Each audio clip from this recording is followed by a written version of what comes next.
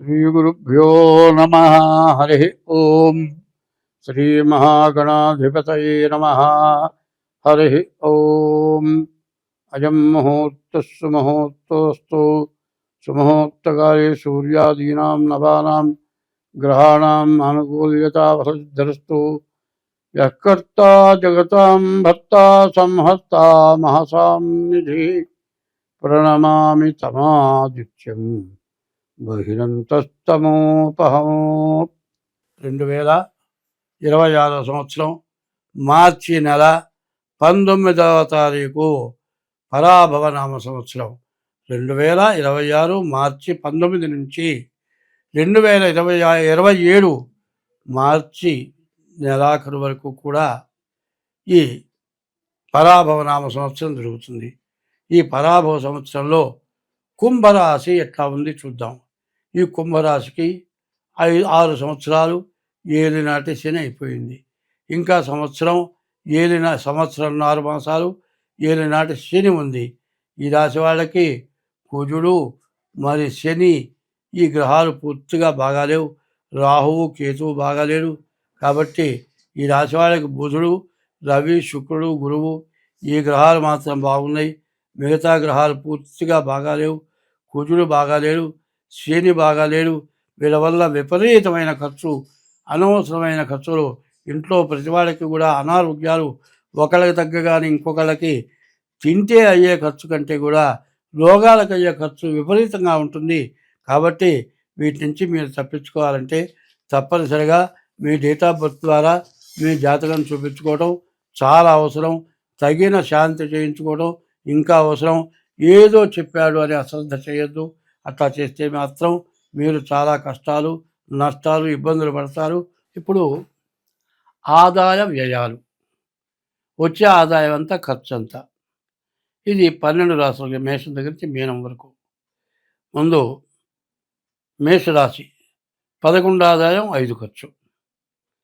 వృషభ రాశి 5 ఆదాయం 14 ఖర్చు. మిథున రాశి 8 ఆదాయం 11 ఖర్చు.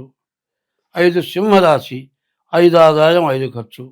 6 కన్యారాశి 8 ఆదాయం 11 ఖర్చు. 7 తులారాశి 5 ఆదాయం 11 ఖర్చు. తులారాశి 5 ఆదాయం 14 ఖర్చు. వృశ్చిక రాశి 11 ఆదాయం 5 ఖర్చు. ధనస్సు రాశి 14 ఆదాయం 11 ఖర్చు. మకర రాశి 2 ఆదాయం 8 ఖర్చు. మరి 11 కుంభరాశి 2 ఆదాయం 8 ఖర్చు. 12 మీన రాశి 14 ఆదాయం 11 ఖర్చు. ఈ ఆదాయ వ్యయాలు ఉన్నాయి. తర్వాత ఈ మేషం దగ్గర నుంచి మీనం వరకు ఈ 12 రాశుల వాళ్ళు ఎవరు మంచిగా పూజింపబడతారు, ఎవరు ద్వేషం చేత వంచింపబడతారు. ఇది రాజపూజ్యం, రాజ అవమానం అంటారు. గొప్పవాళ్ళ చేత పూజింపబడతాం, గొప్పవాళ్ళ చేత అవమానింపబడతాం. ఎట్లా ఉన్నదో చూద్దాం. మేషరాశికి రాజపూజ్యం 11, రాజా అవమానం 5. వృషభ రాశికి రాజపూజ్యం 5, రాజా అవమానం 14. మిథున రాశికి రాజపూజ్యం 8, రాజా అవమానం 11. కర్కాటక రాశికి రాజపూజ్యం 2, రాజా అవమానం 11.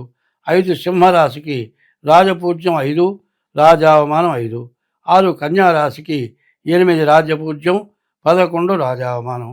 7 తులారాశికి 5 రాజపూజ్యం, 14 రాజా అవమానం. 8 వృశ్చిక రాశికి 11 రాజపూజ్యం, మరి 5 రాజా అవమానం.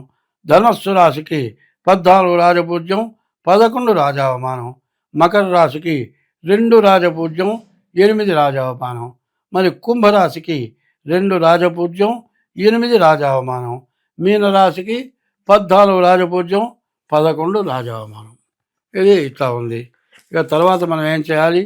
ఇప్పుడు ఈ మార్చి నెల 20 నుంచి ఏప్రిల్ 20 వరకు కూడా మరి ఈ సంవత్సరం మొత్తం స్వస్తి.